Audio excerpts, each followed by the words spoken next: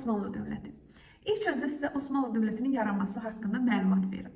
1302-ci ildə Osman Qazi tərəfindən Osmanlı dövləti yarandı. Osman Qazinin dövründə Osman Qazi sənətkarlara, xüsusən əhaliyə xoş münasibət göstərmişdi. Buna görə də əhali arasında nüfuzu artırdı. Və sonra güclənməsi, qüdrətlənməsi də Bizanslıları narahat edirdi. Buna görə də Bizans feodalları Osman Qaziyə qarşı birlik yaratdılar. Lakin Osman Qazi Bizans qüvvələrini məğlub elədi və Bizansın əlində olan Bursa şəhərini mühasirəyə aldı. Lakin Osman Qazi vəfat etdi. Hakimiyyətə oğlu Orxan Qazi gəldi 1326-cı ildə. Və 12 illik mühasirədən sonra Bursa şəhəri fəth olundu. Bursa şəhərin ilk paytaxtı Söyüdlü idi. Söyüdlüdən Bursa şəhərinə köçürən Orxan Qazi olub. Daha sonra Orxan Qazi də Osman Qazi kimi Bizanslılar yenidən müharibə apardı və Maltepe döyüşü oldu 1329-cu ildə. Osmanlılar Bizanslıları məğlub elədi. 1354-cü ildə Gelibolu qalası fəth olundu və bu qalada Balkanların hücumu üçün böyük əhəmiyyətə malik idi. Bizansın Anadolu torpaqlarından qovulması da Orxan Qazinin ən böyük nailiyyəti idi və Bizans məğlub edildikdən sonra ərazisinin genişlənməsi, bununla da Osmanlı dövləti dəniz dövlətinə çevrildi və Orxan Qazinin ələ keçirdiyi İzmit şəhərdə Osmanlının ilk donanma mərkəzi oldu. Osmanlı dövləti inzibat cəhətdən paşalıqlara, sancaqlıqlara bölündü, yeni pullar zərb olundu. Sonra hakimiyyətə 1-ci Murad gəldi 1362-ci ildə. Osmanlıda ilk sultan tutulub qəbul edən 1-ci Murad olub. 1-ci Murad demək Balkan yarımadasının fəthinə yönətmişdi əsas diqqətini və buna görə də Serbiyalılar buna mane olurdu. Serbiyalılarla yeni müharibəyə başladı. İki döyüş olmuşdu. 1371-ci ildə Çirmən döyüşündə Osmanlı qoşunu Serbiyanı məğlub elədi. Serbiya Osmanlıdan asılı vəziyyətə düşdü. 1389-cu ildə Kulukova döyüşü oldu. Bu zamanda serblər Çirmən döyüşünün acığını əvəzinə çıxmaq üçün yürüşə başladılar, müharibəyə başladılar. Lakin niyyətləri boşa çıxdı. Osmanlılar daha da ağır məğlubiyyətə uğratdılar. Və 1-ci Murad da bu döyüşdən sonra öldürülmüşdü. 1-ci Murad paytaxtı Bursadan Ədirnəyə köçürtmüşdü və 1-ci Muradın dövründə Serbiya və Bolqarıstan Osmanlı dövlətindən asılılığı qəbul etmişdi. Daha sonra 1389-cu ildə hakimiyyətə 1-ci İldırım Bəyazı gəlir. 1-ci İldırım Bəyazı Səlibçilərlə döyüşmüşdü. Nigolu döyüşü oldu 1396-cı ildə. Səlibçiləri məğlub elədi, Bolqarıstan tabi edib Balkanlarda daha da gücləndi. Əsas diqqəti Konstantinopolu tutmağa yönəlmişdi. Lakin 1402-ci ildə Ankara döyüşü oldu. Ankara döyüşündə Əmir Teymur Osmanlıları məğlub elədi. 1-ci Bəyazı əsir alındı. Və Konstantinopolun fəthi 51 il gecikdirildi. Hakimiyyətə 2-ci Mehmet gəldi 1451-ci ildə və yadınızda saxlayın ki, öncə belə bir məlumat verim ki sizə. 395-ci ildə Roma iki yerə parçalandı. Qərbi Roma, Şərqi Roma. Qərbi Roma 476-cı ildə süqut etmişdi. Şərqi Roma Bizans idi, Bizans imperiyası. Paytaxtı da Konstantinopol idi. Bizans da 1453-cü ildə süqut uğradı. Keçək indi bura. 1453 mayın 29-da Konstantinopol fəth edildi və Bizans imperiyası süqut uğradı. Konstantinopolun da adı dəyişdirib İstanbul adlandırıldı və Osmanlı dövlətinin paytaxtı oldu. Daha sonra böyük dövlətlərdən birinə çevrildi Osmanlı dövləti. 2-ci Mehmet Fatih ləqəbini aldı. Müqəddəs Sofya məbədində namaz qıldı. Venesiyalılara qarşı mübarizə apardı. 1461-ci ildə Trabzonu fəth elədi. Ağqoyunlarla müharibə apardı. 1476-cı ildə qanunnamə hazırlatdı. Və bu qanunnaməsində məmurların vəzifələri, torpaq mülkiyyət formaları, hüquq və vəzifələr öz əksini tapmışdı qanunlar toplusunda. Qanunnaməni Ağqoyunlardan Uzun Həsən, yəni Həsən Padşah da qanunlar toplusu yaratmışdı. Hakimiyyətə 2-ci Bəyazıd gəlir 1481-ci ildə. 2-ci Bəyazıdın dövründə mömin və ədalətli siyasət yeritmişdi. Buna görə də Vəli ləqəbini almışdı. Venesiyalılar üzərində parlaq qələbə qazanır. İspaniyalılar öz ərazilərindən Yahudiləri qovur və 2-ci Bəyazıddə Osmanlı ərazisində Yahudilərə sığınacaq verdi. Ağqoyunlu Yaqub Padşah, Şah 1-ci İsmail, Misir Məmlük Sultanlığı ilə dostluq əlaqələri saxlamışdı. Və 2-ci Bəyazıddan sonra hakimiyyətə oğlu Səlim gəlir. Səlim də öz atasını zorla hakimiyyətə uzaqlaşdırır. Hakimiyyətə 1512-ci ildə gəlir. Və 1512-ci ildə hakimiyyətə gələrkən də 2-ci Bəyazıd necə ki Şah 1-ci İsmaillə Misir Məmlük Sultanlığı ilə dostluq əlaqələri saxlamışdısa, 1-ci Səlim tam əksin eləyir. Səfəvi dövləti ilə Misir Məmlük Sultanlığı ilə müharibə aparır. Tarixdə Yavuz ləqəbi almışdı. Səfəviləri 1514-cü il Çaldıran döyüşündə məğlub etmişdi və Təbrizi tutmuşdu. Lakin Qızılbaş təhlükəsinə görə Təbrizdən əl çəkmişdi. Daha sonra Misirə hücum etmişdi və Məmlük Sultanlığına son qoymuşdu. Misir də Osmanlı dövlətinin tərkibinə qatılmışdı. İslam dünyasının xəlifəsi elan edilmişdi 1517-ci ildə. Sonra Süleyman gəlir, 1-ci Süleyman 1520-ci ildə. 1-ci Süleyman da möhtəşəm, qanuni adları ilə tanınmışdı. Osmanlı dövlətinin ən qüdrətli dövrü, özünün ən qüdrətli zirvəsinə çatdığı dövr 1-ci Süleyman dövrüdür. Yadınızda saxlayın ki, Süleyman 1520-ci ildə gəlir və bir il sonra 1521-ci ildə Belaqrad tutur. 1526-da Moxaç döyüşündə Macar-Çex qoşunu məğlub edir. 1529-1533-də Osmanlı-Avstriya müharibəsi olur. 1529-cu ildə Avstriya paytaxtı Venesiya hücum edir. Lakin hava şəraiti, əsgərlərə ərzaq, silah daşınması çətinləşdiyi üçün Venesiyanın mühasirəsi uğursuz olur. 1533-cü ildə Avstriya ilə sülh müqaviləsi imzalayır. Daha sonra 1-ci Süleyman Azərbaycana Səfəvilərin yürüşü var. 1534, 1535, 1548, 1554-cü illərdə. 1534-cü ildə birinci Təhmasib harda idi? Xorasanda. Xorasanda olduğu üçün bundan istifadə edir, hücum edir Azərbaycana, yəni Səfəvilərə. 1535-ci ildə də olanda, 1535-ci il yürüşündə də Təbrizi tutsa da Həmədan yaxınlığında döyüş baş verir, Səfəvilər Osmanlıları məğlub edir. 1535-ci ildə Avstriya, İspaniya, Müqəddəs Rom İmperiyasını idarə edən Habsburg sülaləsi var idi. Ona qarşı Fransa ilə ittifaq qurulmuşdu. 1541-ci ildə Avstriyaya qarşı yeni müharibə başladı. İspaniyada Osmanlı mülkü olan Əlcəzair sahillərinə hərbi donanma göndərdi və qəfil qasırğa, həm də Osmanlı dənizçiləri batırdı bu gəmiləri, hərbi donanmanı. Daha sonra Osmanlı dövləti Fransaya Korsika adasını tutmasında kömək etmişdi. Şimali Afrikada xeyli əraziləri ələ keçirmişdi. Avstriya ilə növbəti döyüş 1566-cı ildə oldu və bu döyüşdə də Süleyman Zigetvar qalasının mühasirəsi zamanı vəfat etdi və buna görə də qalanı ələ keçirən Osmanlılar da qalanı məhv elədi. İkinci Səlim gəlir hakimiyyətə 1566-cı ildə. İkinci Səlimin dövründə Portuqaliya işğalı altına düşmən İndoneziyalılar xahiş elədilər Osmanlı donanmasına. 1569-cu ildə də onlara kömək olmuşdu, yəni onları müdafiə eləmişdi, təcavüzkarları geri oturtmuşdu. Və Kipr adasını fəth edən 2-ci Səlim olub 1571-ci ildə. Osmanlının qüdrəti daha da artmışdı 2-ci Səlimin dövründə. 3-cü Murad 1555-ci ildə Amasya sülhü şərtlərini pozmuşdu və yeni Səfəv-Osmanlı müharibəsi başlamışdı. 1-ci İstanbul sülhünü imzalayan 3-cü Murad olmuşdu 1590-cı ildə. Sultan 1-ci Əhməd hakimiyyətə gəlir. Bunun dövründə də Səfəvilərlə müharibə aparırdı və Səfəvi ilə Osmanlı arasında 2-ci İstanbul sərhəd sülhü imzalandı 1612-ci ildə, üzr istəyirəm. Sultan II Osman da Mərəd sülhünü imzalamışdı. Şah 1-ci Abbas ilə də dostluq münasibətləri saxlamışdı. Sultan 4-cü Murad da İrəvanı Bağdada ələ keçirmişdi. Qəsr-i Şirin sülhünü imzalamışdı. Osmanlı idarə etmə sisteminə başda birinci şəxs Sultan duruldu. İlk dəfə Sultan tutunu qəbul edən 1-ci Murad olmuşdu. İkinci şəxs baş vəzir idi və Sultan yaxın qohumlarından təyin olunurdu. Vergilərin toplanmasına, vilayətlərin idarəçiliyinə nəzarət edirdi. Sultanın möhrü də baş vəzirdə idi. Ali Məsləhət Şurası divan idi. Maliyyə işlərinə dəftərdar baxırdı. İki hissəyə bölünürdü. İdarə edənlər, idarə olunanlar. İdarə edənlər silahlı qüvvələrdə idarəçilikdə vəzifə tutmuşdular. İdarə olunanlar da rəiyyət adlanırdı. Orada iki hissəyə yerə bölünürdü. Akıncı, Yeniçəri. Akıncı atlı qoşun idi, Yeniçəri də piyada qoşun idi. Bu dövlətində iki torpaq mülkiyyəti olması geniş yayılmışdı. Timar, Ziyamət. Timar əsgərlərə, kiçik dövlət məmurlarına verilən torpaq idi. Ziyamətdə 14-cü əsrin sonlarında başlara, qoşun başçılarına, məmurlara verilirdi. Timardan fərqi də daha geniş əraziləri əhatə edirdi. Əziz tarixsevərlər, mövzumuz qədim Roma. İtaliyanın ərazisi və təbiəti haqqında ilk öncə sizə məlumat verim. İtaliya Apennin yarımadasında yerləşir və buranı Yunanlar İtaliya, yəni buzovlar ölkəsi adlandırırdılar. Eradan əvvəl 1-ci minilliyin əvvəlində də Apennin yarımadasında müxtəlif tayfalar, xalqlar yaşayırdı. Bunlardan ən inkişaf etmişi Etrusklar idi. Yarımadanın mərkəzində də Latin tayfası yaşayırdı. Qədim Roma, Romul və Rim qardaşlarının adı ilə bağlıdır, Romulun adı ilə. Və Romalılar da il hesabını Roma şəhərinin salınmasından hesablayırlar. Eradan əvvəl 753-cü ildə. Həmçində Eradan əvvəl 753-cü ildə qədim Roma yaranır. Roma tarixinin dövrləşməsi var. Padşahlıq dövrü, Respublika dövrü, İmperiya dövrü. Padşahlıq dövrü Eradan əvvəl 753-509, Respublika dövrü Eradan əvvəl 509, Eradan əvvəl 27, İmperiya dövrü Eradan əvvəl 27, bizim era 395-ci ildə. Padşahlıq dövründə Romanı idarə edirdilər. Padşah, senat. Padşah hökmdar idi, senatda ağsaqqallar şurası idi. Senatın üzvü senator adlanırdı və senatorlar da öz sıralarından bir nəfəri ömürlük padşah seçildi. Padşahlıq dövründə Romanın azad əhalisi iki yerə bölünürdü. Patrislər, plebeylər. Patrislər Romanın hakim təbəqəsi idi, iri torpaq sahibləri idi, vəzifələri yalnız onlar seçilə bilərdi. Plebeylər isə başqa yerlərdən köçüb gələnlər idi, orada xidmət edirdilər, onlara pay torpaq verilmirdi.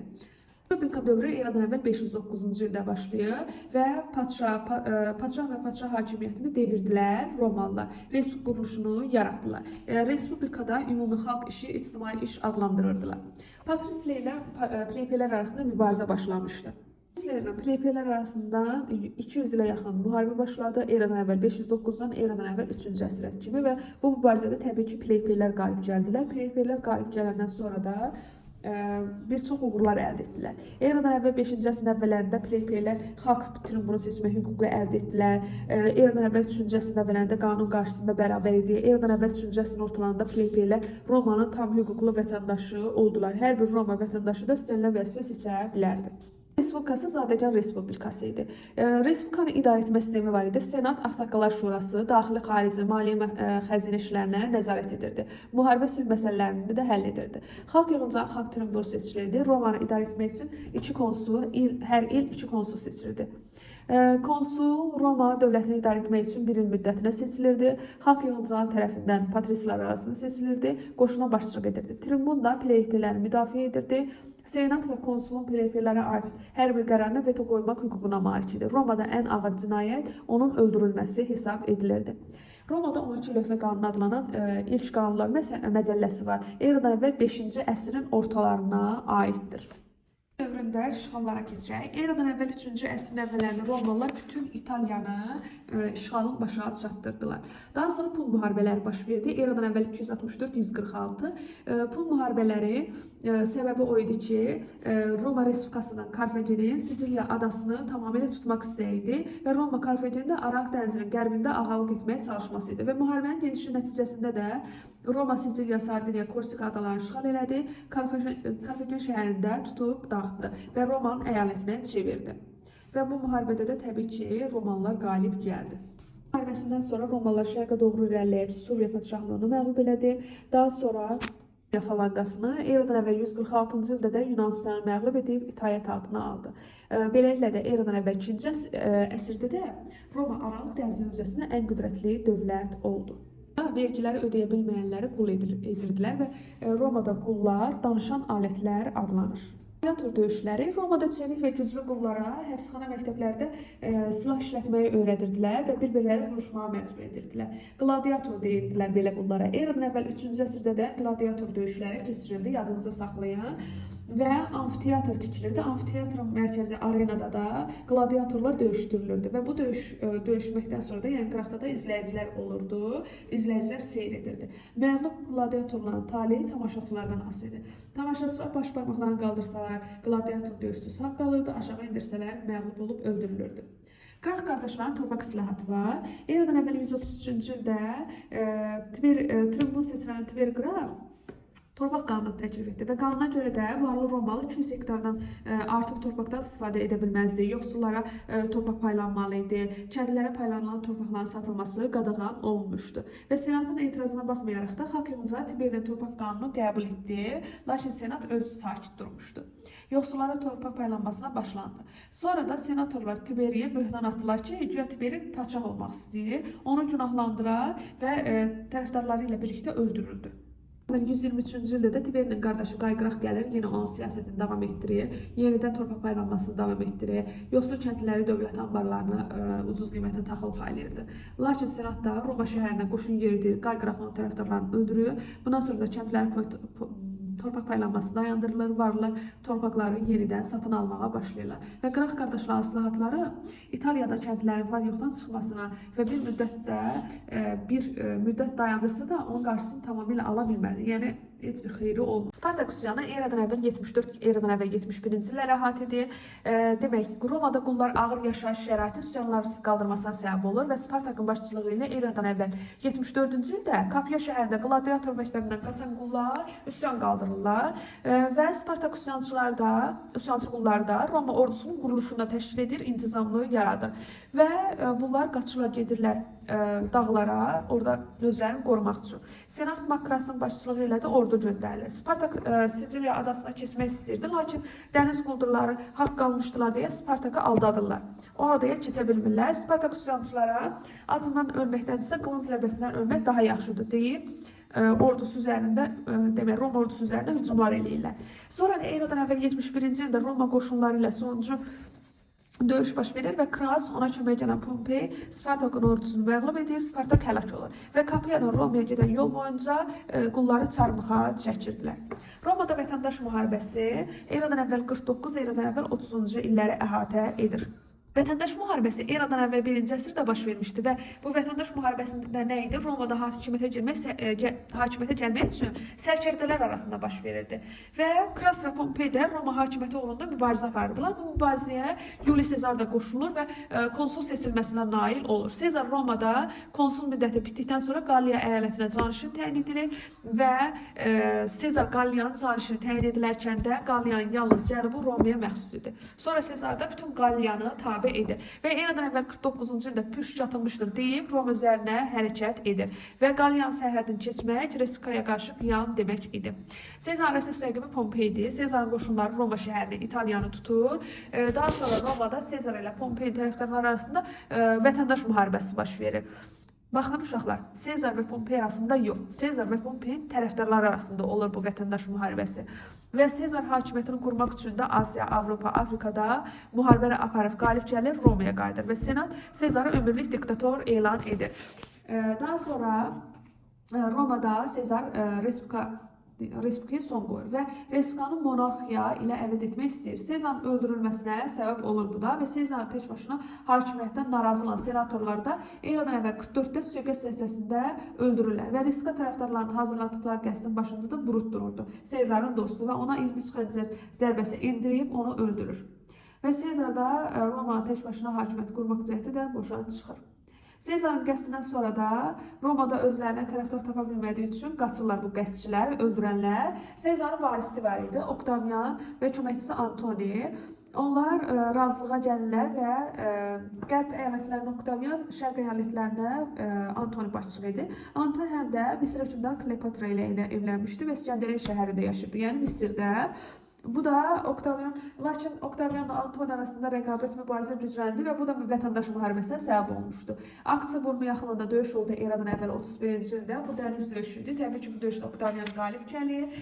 Eradan əvvəl 30-cu ildə Misiri tutur, İskəndəriyanı tutur, Misiri də əyalətinə çevirir. Və Misir də eradan əvvəl 30-cu ildə süqutu uğrayır. Bu da vətəndaş müharibəsinə başa çatır. Yadınızda saxlayın, Romada iki vətəndaş müharibəsi olub. Biri Sezarla Pompey tərəfdarları arasında, digəri də Oktavianla Antoninin arasında baş vermişdir. Və imperiya dövrü gəlir eradan əvvəl 27-ci ildə. Oktavian Avqustun hakimiyyəti dövründə də konsul tribunlar Oktavianın əmrlərini sözsüz yerinə yetirirdilər. Daha sonra geniş ərazilər əldə edən Mark Trayan olmuşdu. Mark Trayan dövründə Dunay çay sahilindəki qələbələri ilə şöhrət qazanmışdı. 115-117-ci illərdə Mesopotamiya, Klinkiana, Ərəbistan yarımadasının bir çox ərazilərini işğal edir. Parfiyan paytaxtı Ktesifon şəhərində tutan Mark Trayan olmuşdu. Bunu da unutmayın. Lakin işğal olmuş ərazilərdə də üsyanlar baş verirdi. Bu da Trayanı geri qayıtmağa məcbur edirdi. Trayanın yürüşləri Romanın son işğalçı müharibələri idi. Təsərrüfat həyatına keçir, su dəyirmanları tikilməyi öyrəndi, cəmxanlıq kötandı, biçin alətləri ixtira edildi. Və 2-3-cü əsrlərdə də Romada quldarlıq qaydalarının mövcud olması texnikanın inkişafını ləngidirdi, kənd təsərrüfatına tənəzzülünə səbəb olurdu. Romada daxmalı qullar və kolonlar meydana gəlmişdi. Daxmalı qullar azad deyildilər, asılı qullar idi, daxma tikə, ailə qura bilərdilər, kiçik torpaq sahələri, əmək alətləri var idi. Kolonlarda azad və icarədar kəndlilər idi. Daxmalı qullar kimi əldə etdiyi məhsulun bir hissəsini torpaq sahibinə icarə haqqı kimi verir, qalan da özlərində qalırdı. 2-ci əsrdə Romada qulun öldürülməsi qadağan edilən fərman verilmişdi. İmperator Konstantinin dövründə 313-cü ildə xristianlara açıq ibadət etməyə, məbədlər tikməyə icazə verdi və Roma imperiyasında xristianlıq rəsmi dinə çevrilmişdi. 330-cu ildə də paytaxtı Bizantiya, yəni Bizansaya köçürmüşdü və yeni paytaxtı da onun şərəfinə Konstantinopol adlandırmışdı. 4-cü əsrdə German tayfaları Romaya hücum edirlər. 395-ci ildə də Roma iki yerə parçalanır. Paytaxtı Roma olan Qərbi Roma, paytaxtı Konstantinopol olan Şərqi Roma. Bilirsiniz ki də Şərqi Roma eradan əvvəl, daha doğrusu üzr istəyirəm, 1453-cü ildə süqut uğrayıb. Qərbi Romada 476-cı ildə. Germanlar, vandallar hücum edirlər, Qərbi Roma imperiyasını süquta uğradırlar. Baxın, 5-ci əsrdə Vestkotlar, Vandallar hücum edirlər, Hunların hücumları olur. 5-ci əsrin ortalarında Hunlar Roma şəhərinə hücumlar edirlər və bununla da Roma zəifləməyə başlayır. 455-ci ildə Vandallar Şimali Afrikadan Roma şəhəri üzərinə yürüş edirlər və Roma şəhərini tutub qarət edirlər. Qədim Romada mədəniyyət sahəsinə keçək. Eradan əvvəl 1-ci əsr, bizim eranın 1-ci əsrin başlanğıcında da Roma poeziyasının qızıl dövrü adlandırılır.